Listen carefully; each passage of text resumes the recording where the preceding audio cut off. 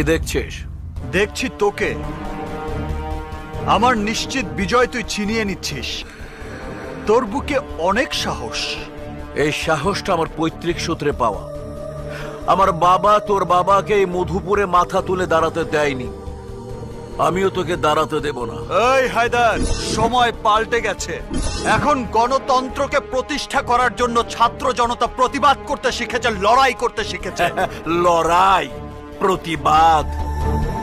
তোরা শোন, হাসান মাস্টারের ছেলে তন্ময় টিক্কা খানের ছেলে হায়দার খানকে ভয় দেখায়।